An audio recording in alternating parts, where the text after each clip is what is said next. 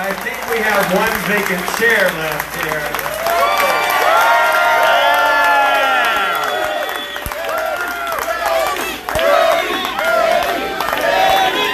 Would you give a nice Rock and Roll Hall of Fame welcome to Mr. Geddy Lee?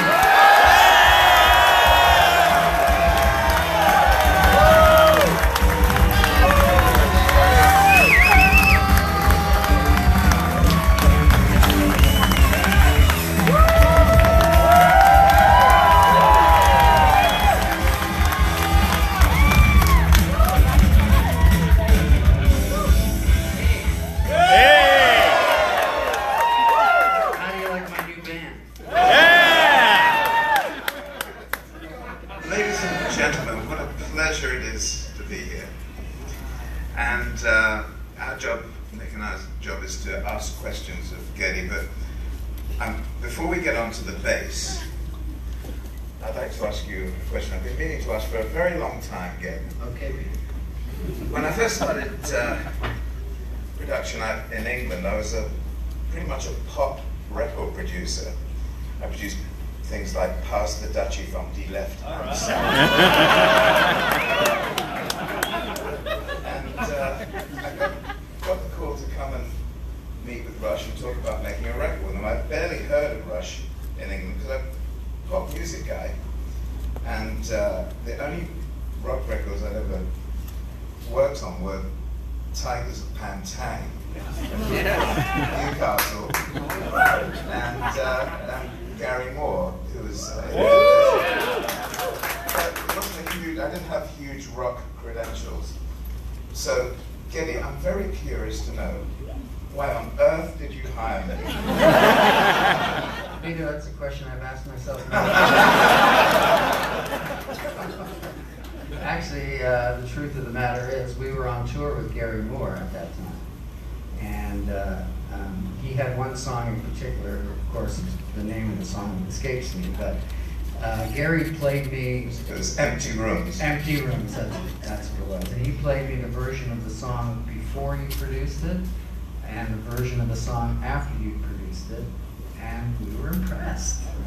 We thought, okay, good song man here. So that's why we wanted to talk to you.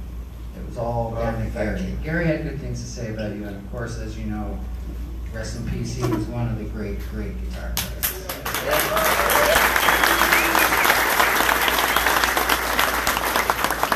Nick, over to you. I love Power Windows.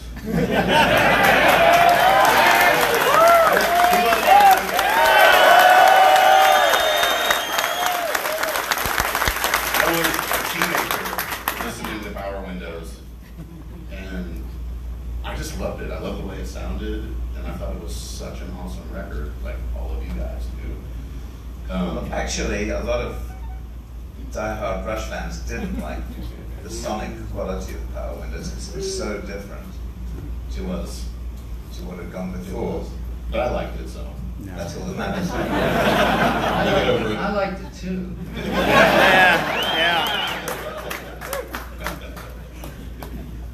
I want to thank all you folks for coming out tonight.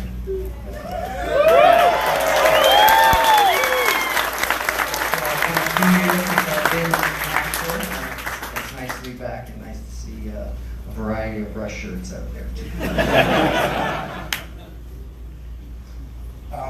You may notice this instrument on stage. This was my world bass that I bought in the early 80s in England. And of course in England, in the 80s, there was a lot of great innovations being made with sound. And it was myself and Trevor Horn were collecting huge arsenals of equipment and, you know, competing to see who could buy the latest bit of cool gear.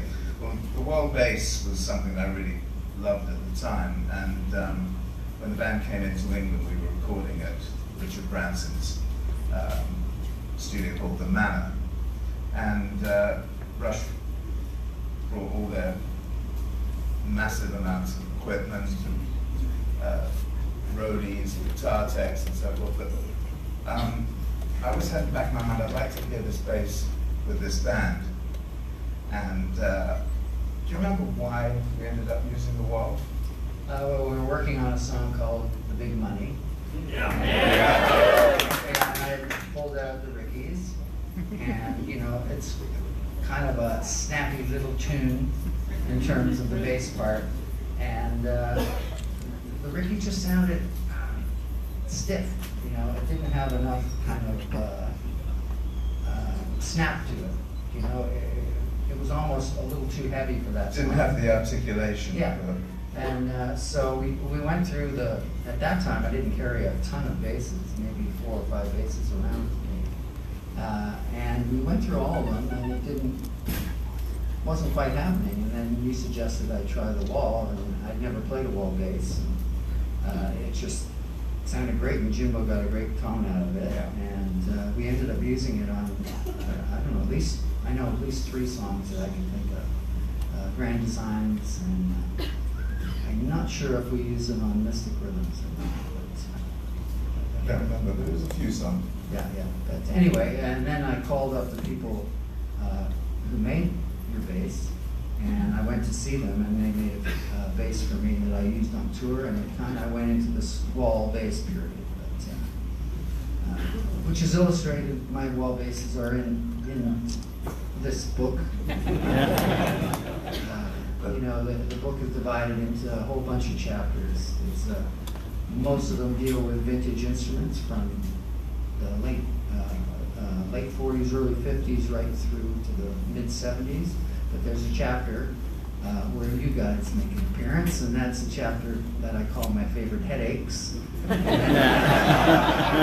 It's about my instruments and my life in Rush to a certain degree. So that's where my walls are, and anything that I used on our records makes an appearance there. So, Do you remember when we were working with the other basses on that session, that it might have been a Fender or the Ricky, where we had old strings on it, and we had your bass tech, Jimmy Johnson, take the strings off and put new strings on, because we want to hear what it sounded like. And we decided we preferred the old strings, the way the old strings sounded, rather than the new strings. And we discovered that Jimmy Johnson had cut the old strings. Oh. Do you remember that? what a tragedy. We were all so just kind of getting used to each other, because it's the first record we made together. We're all very kind of hyped up to impress, and poor old Jimmy, the old bass strings which had been cut were put up on the wall with the title underneath them, Jimmy Johnson, This Is Your Life. Yeah, but you know what? I think the bass sound worked anyway. I think we got a good noise out of it. We did. And honestly, most of the time I do use brand new strings. So, but sometimes they're a bit on the bright side. So a well-used string sometimes comes in handy, but usually we change them before every gig or every couple of gigs. Nick? I remember when we all got in the studio kind of together for the first time up at the Lair, and I was looking at Getty and Alex, and we were talking about gear, and you know, I hadn't met them or really seen them much before then, so I didn't know really what kind of stuff they had, and I was just like, okay, where's the Rush warehouse? Remember this? I was like, where's the magic room that has the Rickenbackers and the double necks and the walls and all that stuff? And I'll never forget this. You looked at me and you go, it's right there. And it was your #1 black jazz and the red bass. Yeah. And that was it. I was like, okay. That's what we're using? And you're like, oh yeah, that's what I use. All right. let's use them. It's great. The same thing- You wanted me to be completely authentic to the period that you fell in love with the Of band. course. So you wanted all that gear. In my mind, I have this image of this warehouse up in Toronto. And it's just like the door opens and it's like ding, ding, ding, ding, ding, ding, ding.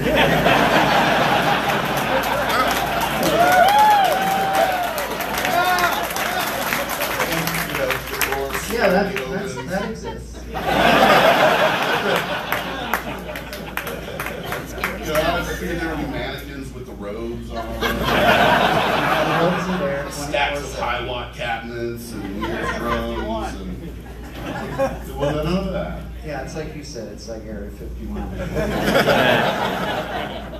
gotta have the password. You didn't have the password. But then, the thing I quickly realized though, as soon as we started recording, was we didn't need anything because that was the sound right there.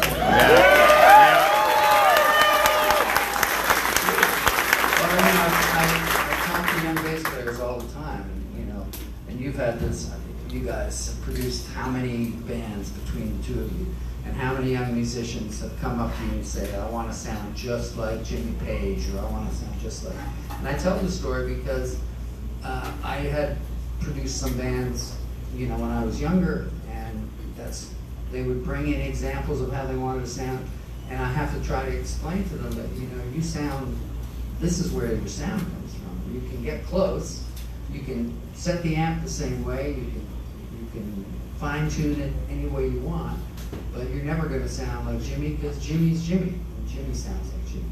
So you can have a Jimmy-esque sound, but your sound comes from the combination of all the things you aspire to, combined with the confidence of your own knowledge of yourself. When you combine those things, that's how you sound like you. It takes a long time to develop that, but that's really what a player's personality is. Yeah, and that, over the time, the course of us working together became very apparent, and it's such almost a singular thing per person, per player, per band, because I'd jam on your bass after you were gone. We now have some good late night jam sessions. You replaced my part. And I'm sure it didn't sound like you didn't need one. Well, you guys have worked with so many musicians. I'm sure you understand that more than anybody would. One of Where it comes the interesting things as a producer working with you guys was when it came to the mix, I had never ever mixed the bass so loud. It was required to mix the bass so loud. You say that like it's a weird thing.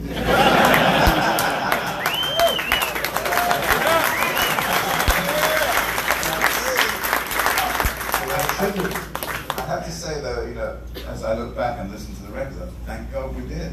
Yes, I agree with that. Now listen, can you imagine a Motown record without the bass up loud? Bass is it's a secondary melody. It's the glue that connects the drum kit with the guitar. In our circumstance, in a rock circumstance, sometimes you have to convince people in the studio that that's the way it is. I never met a good engineer that I wasn't able to argue with.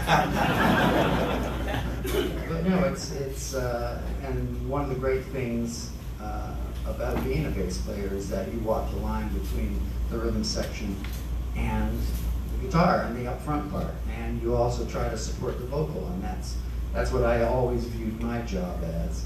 It's trying to knit the drums to the track, at the same time, create a bass line that supports the vocal line. And so that's my gig. You did it so well. Yeah. For me, a record doesn't sound like a record without the bass. Like being correct and big and present and articulate and all the notes. And it's I feel like sometimes the bass gets really overlooked because your drums is so cool and guitar is so cool and they have the lead singer and there's the bass player back there. Well, one of the hidden agendas I had doing this book was to bring the bass out of the closet, so to speak. Because, there are lots of books about about vintage guitars, but there was not one compendium that I could find where you could look up, you know, the whole range of vintage basses that exist out there. So I looked at it as an opportunity to fill a hole in the world of books that represent my instrument, the one that I held in my hands for over 40 years. So of all the endeavors I've done, this was the one manic obsession that actually made sense for me because I spent my whole life holding the damn thing.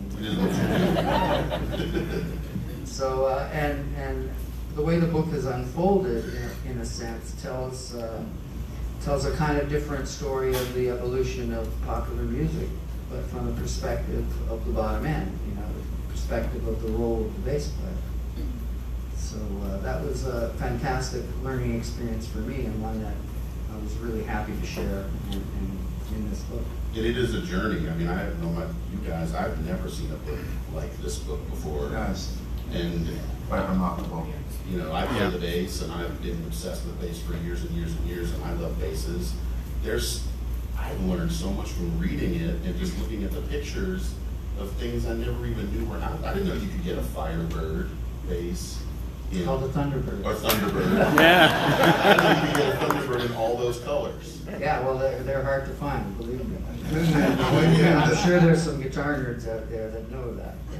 Who knew that pictures of bass guitars could be sexy?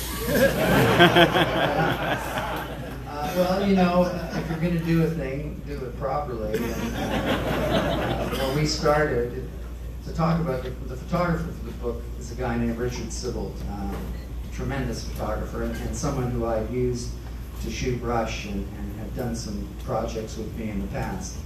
And I was kind of inspired by a book by Lisa Johnson. She did this book called 108 Guitars, and it's a really sumptuous book, and it's a book of guitars that belong to 108 different well-known, you know, rock players or country players, and their main instruments. So Alex Lifeson and myself, our instrument was in her book, and I looked at it and I thought, well, this is really luscious, and I'd love to do a book that showed the bass in that light, because especially when you're talking about that period, you're really talking about sort of an exciting period for instruments. It was, you know, the whole start of a revolution. So, and they're really examples of mid-century art, you know, even though you could say it's commercial art, but nonetheless, they are objets from the mid-century that deserve to be shot in a beautiful light. So what we did was we moved into my house, and my wife very kindly donated her art studio to us, thinking we'd be up there for a few weeks. How many pictures of a bass can you take?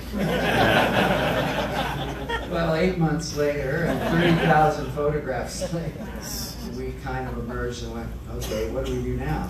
And so that began this real education for me in how you make a photographic-based book, and it was really quite a fantastic learning journey for me. Really good fun, but he did an incredible job, and as you can see some of them popping up behind us on this wall here, but really I finally feel like we did justice to my instrument. Looking back over your work, Ed, I know you were heavily involved in the mastering process of all the albums. What are your thoughts on the bottom end aspects of records through the course of time? Well, you know, my experience is limited to Rush, you know, and Rush is an unusual band. As you guys know from recording us, you know, we have a guitar player who's got a big, dense sound, lots of effects, and as you both know, Alex likes to come in and play with his effects full on, and every engineer tries to convince him not to. But he rarely relents. And then you've got a drummer that has 4,000 drums and all that hardware, and he really uses the hardware, as you guys well know. And so here am I as a bass player that doesn't just have a bottom end sound, but a very aggressive mid-range and upper end sound.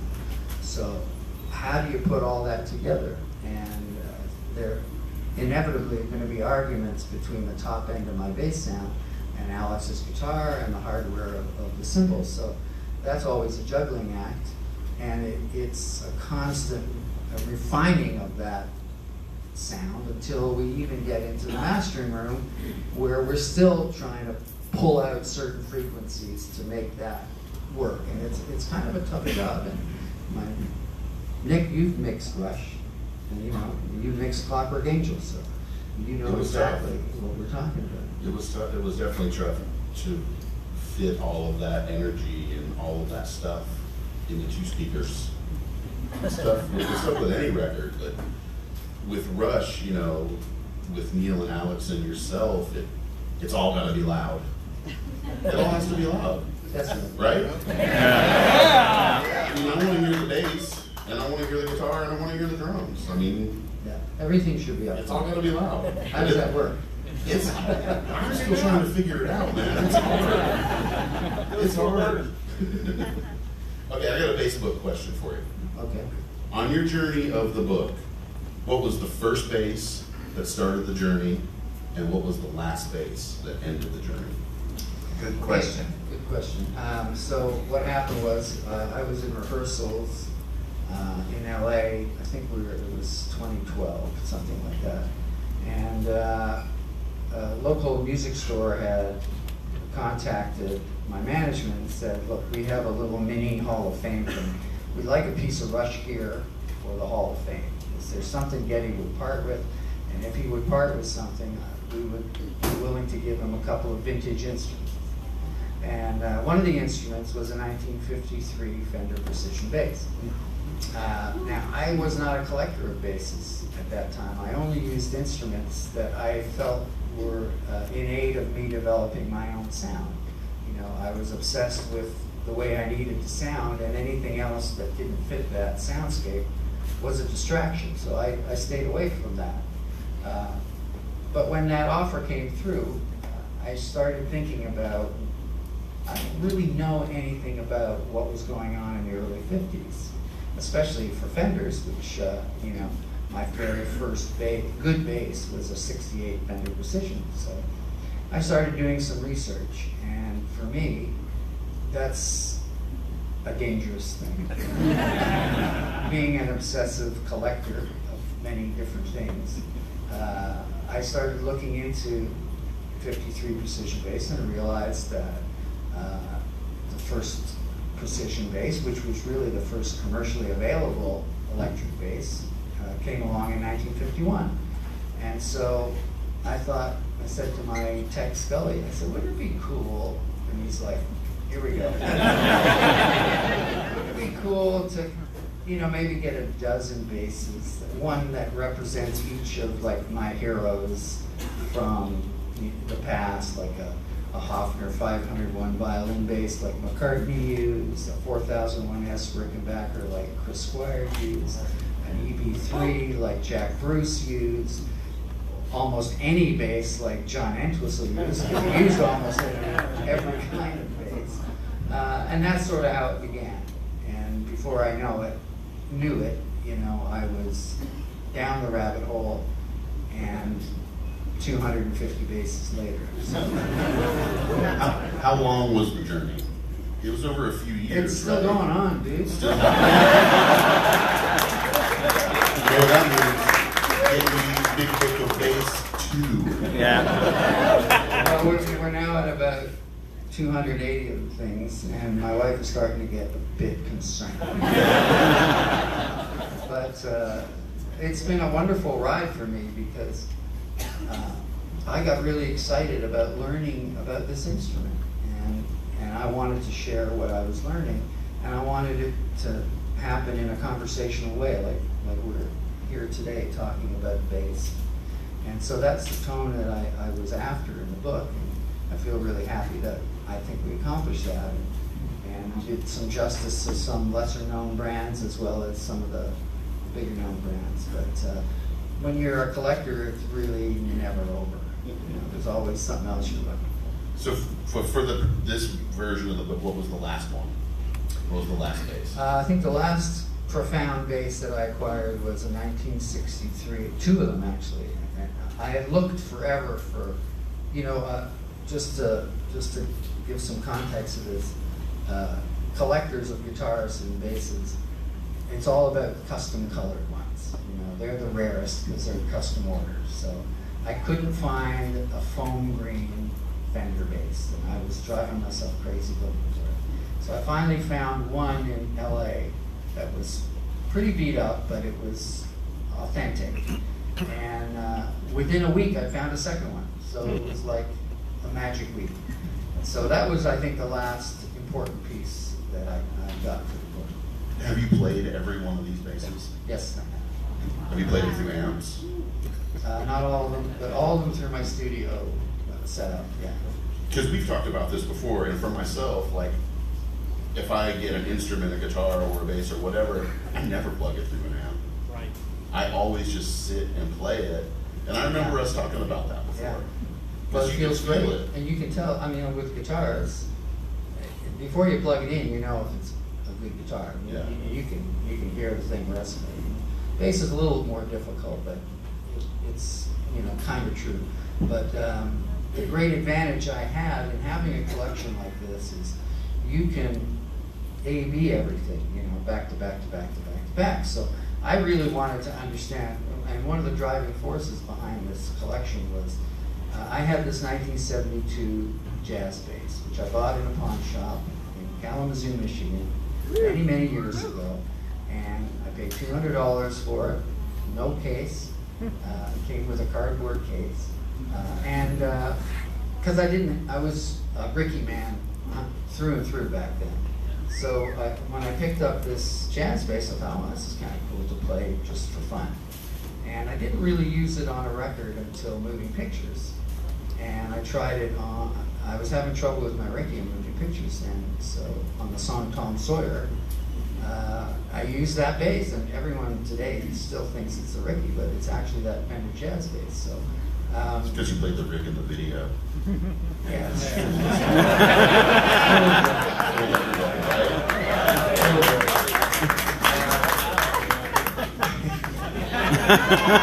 Anyway, so as I was saying, I wanted to understand why that particular 72 sounded the way it did. So I went back and wanted to get a jazz bass of every year from its inception in 1960 right up to 72 and feel how it changed. Because there's a lot of conversation about when Fender sold their company to CBS in '65, and the quality went down the drain, or corners were being cut, which is not exactly the case. But there are definitely changes and evolution, and things are definitely different in those periods. And a lot of people think the early 70s perhaps is kind of a darker period for Fender, yet my 72 Jazz is a gem. And but I found it hard to replicate with other basses from that period. So I was fortunate to have the resources to have these basses at my fingertips and to understand how the pickups changed, you know, what changed in the neck.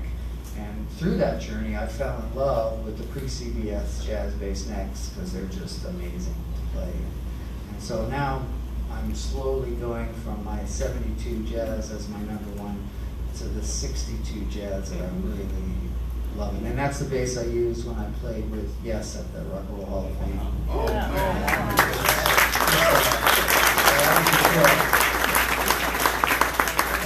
It was a real fun gig and a real honor to represent one of my heroes who was no longer with us, Chris Squire. And I wanted to play a Ricky in his honor, but God, the 62 Jazz sounded so good on Roundabout. Anyway, that's my long-winded story of the 72 Jazz. In your book, you have some amazing interviews, and I was curious to see the interview with Bob Daisley, who I've worked with Gary Moore. He played bass on some of the stuff there. And I was interested to know, because Bob was very much a very rootsy, simple bass player, of what attracted Bob's playing to you. Well, the people I chose to interview, and it was really difficult because there are so many great players that I just wanted to talk to, just player to player.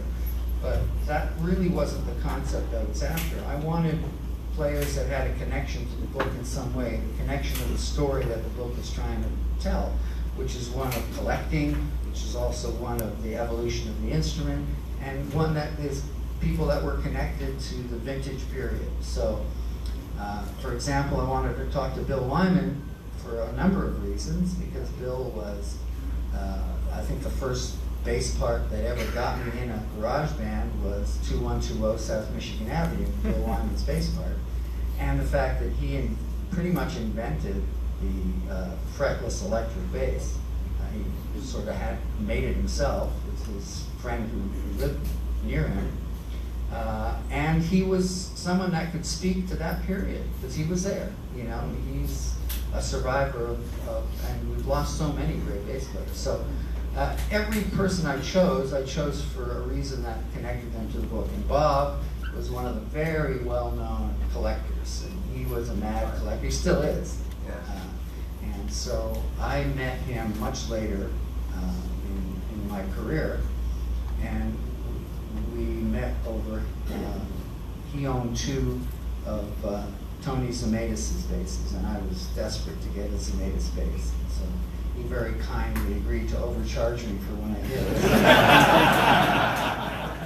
But I got it back. I overcharged him for one of my phone rings recently. So we're even. But yeah, and that's how I met him, and we sort of became pals over distance because he lives in Australia now. And he's just so into them, and he's such a lover of the instrument and a music fan. When I went to Australia to interview him, I mean, all he could talk about is, have you heard this bass track, or have you heard Ronnie Lane play this? And then he would jump up and put on a record. So his connection is one of a collector, but also one that played a variety of instruments and still is a collector, and also a really fine bass player. Yeah. And a good lyricist as well. Yeah. How are we doing for time? Are we ready for the Q&A? 10 minutes. 10 minutes? Boss says 10 minutes. I got another thing for you. One thing that I love about the book is how you show all the basses, not all of them, but a good portion of the basses in the book are beat up and have been played. That's nice. And I'm glad you brought that up. you know that somebody has played that bass. I think there's one page where you have a pair of red jazz basses. That's right. One pristine and one has had a life. Yeah. Can you tell That's us? one of the points I wanted to make in the book.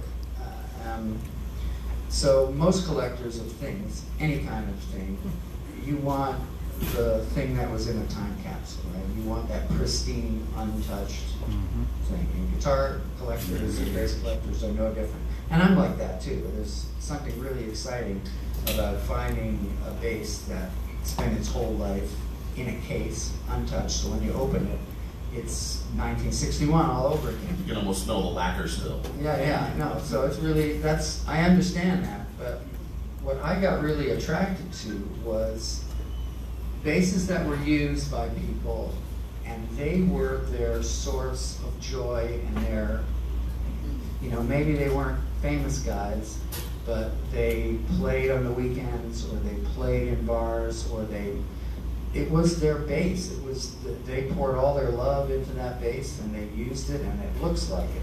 And so the two that you're talking about, they're both 1964 Dakota Red jazz basses. And I found one that was what we call a closet queen, and it's basically Johnny wanted drums for Christmas, and he got a bass guitar. So Johnny put the bass under the bed and never looked at it. And the other one I found in Ireland, and this was owned by one fellow, and he played it his whole life. He played an Irish show band, and when I bought it from him, he sent me pictures of his band when they first formed, and there he is holding the bass when it was brand new. And this bass smelled like Guinness.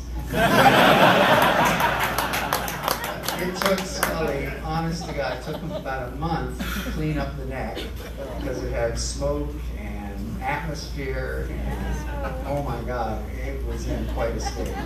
But what's the bass that I end up playing at home a lot? It's that 64. It's a fantastic bass. The next thing I was gonna ask you was if you have those two basses side by side and you're picking them up and playing them, does that one have just some mojo that Yeah. maybe the brand new one doesn't have? Yeah, absolutely it does. There's energy in there. Yeah, I think so. I always end up, like if you walk into my studio right now, you'd see my beat up 59 with the slab wood, and you'd see my beat up Sonic Blue 63, and you'd see that Dakota Red, right?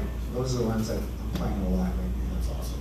And is it like a little teeny path down to there now? It's a teeny Pieces path. stacked up everywhere. That's all the closet queens are hanging behind. That's my other question, is where do you keep all this stuff? Just, Well, I have a castle. And there's a moat. And then I have these two small but ferocious Norwich Terriers. do you have to, are they like in a climate, do you think about like climate control and all that stuff? Or Oh, yeah. Oh, yeah. They're in like a proper, Yeah. gotcha. I didn't think you'd have to just like lean it up against the couch. There's always something on the couch. Watch out for the double neck Rick. You have to have a base close to the couch, always. I know that's not true. No, it's true. Really? You always have to have a base close to the couch. John Entwistle used to do that. He had a bass in every room because he was always walking around the house playing. And I totally get that. You know, when you're sitting there watching a ball game and you're whatever, you got a bass in your hand. I thought it was the espresso machine. I'm not making that up.